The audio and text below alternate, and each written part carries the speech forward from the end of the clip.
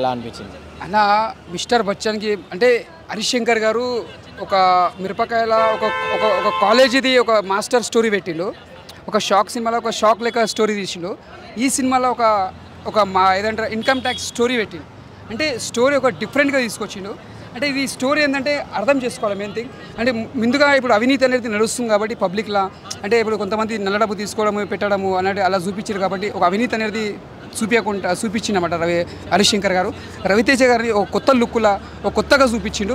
And ఇలా ఒకటి రవితేజ గారి యాక్టింగ్ కూడా మన బల్పు సినిమా ఒక మిరపకాయ సినిమాలో ఎలా చూస్తాం మన స్క్రీన్ మీద మనకు అలా కనిపిస్తాడు రవితేజ గారి యాక్టింగ్ కానీ ఒక డ్యాన్స్ కానీ చాలా బాగా చూపిస్తారు రవితేజ గారి.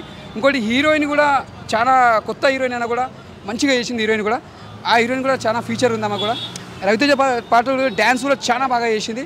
ప్రతి ఒక్క సాంగ్స్ 3 మార్క్స్ సాంగ్స్ ఉంటాయండి. రవితేజ అన్న మాత్రం డ్యాన్స్ బాగా చేసిండు ఈ సినిమాలో, ఇచ్చి పడేసిండు. ఇంకోటి మన జగపతి బాబు గారు యాక్టింగ్, జగ్గుబాయ్ ఉంటుంది ఇలా పేరు.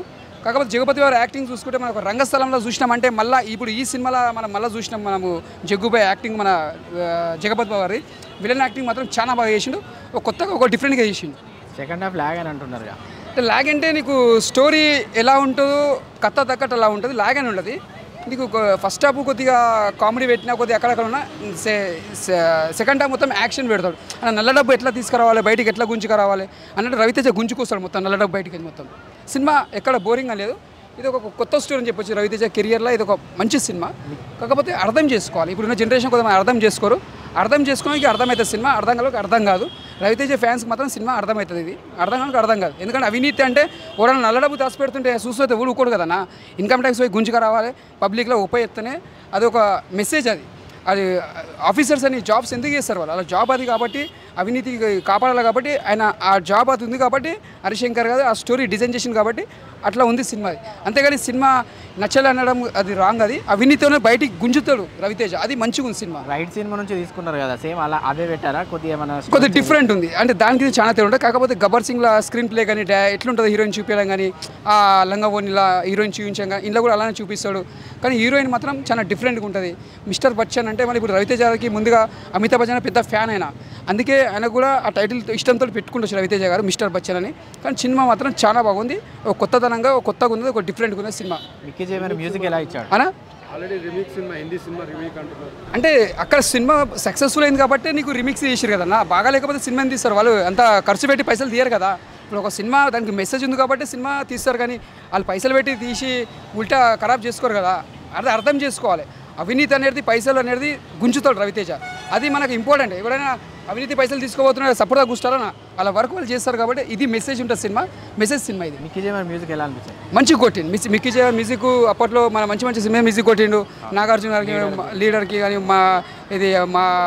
ఇది నాగార్జునకి అఖిల్కి మనం సినిమా కొట్టిండు. ఆయన మంచి మెలోడీ సాంగ్స్, ఇష్కు కానీ ప్రతి సాంగ్ ఆయన సాంగ్స్ అంటే ఎనర్జెటిక్ కదా, అంతటి మ్యూజిక్ అందించిండు రవితేజ తగ్గట్టు మ్యూజిక్ ఇచ్చిండు. డ్యాన్స్ కూడా రవితేజ అలా వేసిండు, డ్యాన్స్ కూడా బాగున్నది. అంటే ఎక్కడ కూడా తగ్గలేదు రవితేజ గారు. నేను చెప్తున్నా బల్పు సినిమా ఒక కిక్కు సినిమాలో ఎలా డ్యాన్స్ చేస్తారు రవితేజ గారు, ఎక్కడ కూడా డ్యాన్స్ తగ్గలేదు రవితేజ గారు. చాలా బాగా చేసిండు, కొత్తగా అయినా సూపర్ చేసిండు. రవితేజ కెరియర్లో ఇది మంచి సినిమా. అందుకే రవితేజ ఏమంటారంటే మీడియా ముంగడ కూడా సినిమా చూసినాక చెప్పండి, అర్థం చేసుకోవాలి. అది మెసేజ్ ఉన్న సినిమానే రవితేజ ముంగడికి పోతాడు, మెసేజ్ లేని సినిమా కూడా. ఎందుకంటే అవినీతి కాబట్టి చూసిన సినిమా బాగుంది, బ్లాక్ బస్టర్. రవితేజ నటించిన మిస్టర్ బచ్చన్ మూవీ ఎలా ఉంది? మిస్టర్ బచ్చన్ సినిమా గురించి చెప్పాలంటే ఈ సినిమా ఒక రకంగా చెప్పాలంటే హరీష్ శంకర్ గారు చాలా కొత్తగా రాశారనమాట. రైట్ సినిమా నేను చూశాను, ఆల్రెడీ థియేటర్లోనే చూశాను, అప్పుడు హిట్ అనమాట ఆ సినిమా. అజయ్ దేవగన్ గారు చేశారు.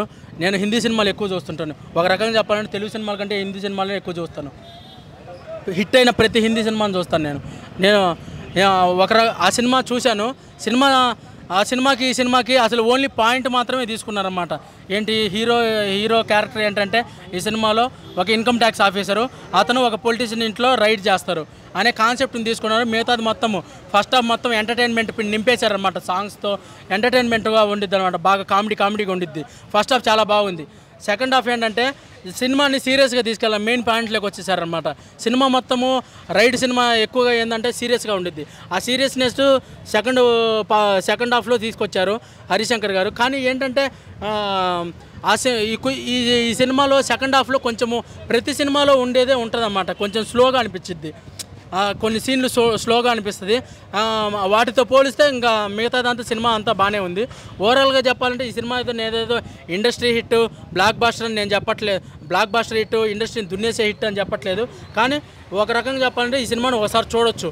అంటే ఈరోజు ఇండిపెండెన్స్ డే, మళ్ళీ నేను చెప్పిందే మళ్ళీ చెప్తాను, ఎందుకంటే ఈరోజు ఇండిపెండెన్స్ డే, ఈరోజు సెలవు. చిన్నపిల్లలు జెండా ఎగరేసి ఏం చేస్తారు, ఇంట్లో కూర్చొని ఏం చేస్తారు, వాళ్ళ ఫాదర్ని మదర్ని తీసుకొని వచ్చి 3 గంటలు ఏసీలో సినిమా చూస్తే ఎంజాయ్ చేయొచ్చు చిన్నపిల్లలందరూ. చాలా బాగా ఉంది. ఇంకోటి ఏంటంటే ఇందులో మెసేజ్ అనేది ఉంటుంది. ఇన్కమ్ ట్యాక్స్ ఆఫీసర్ ఏం చేస్తారు, అసలు ఇన్కమ్ ట్యాక్స్ వాళ్ళు ఏం చేస్తారు, ఆ రైడ్ అనేది ఎలా ఉంటుంది, అది మొత్తం చాలా బాగా చూపించారు. అది చిన్నపిల్లలకి మంచి దేశం గురించి చెప్పేదే. ఆ ఇండిపెండెన్స్ డే సందర్భంగా అది బాగా చిన్నపిల్లలకు కనెక్ట్ అయిద్దని నేను అనుకుంటున్నాను. అలాగే రవితేజ గారిని చూస్తూ ఉండిపోవచ్చు ఈ సినిమాలో. అంత బాగా స్టైలిష్గా డ్యాన్స్ చేశారు. అలాగే ఎమోషనల్ సీన్స్ అవ్వచ్చు, లవ్ సీన్స్ అవ్వచ్చు.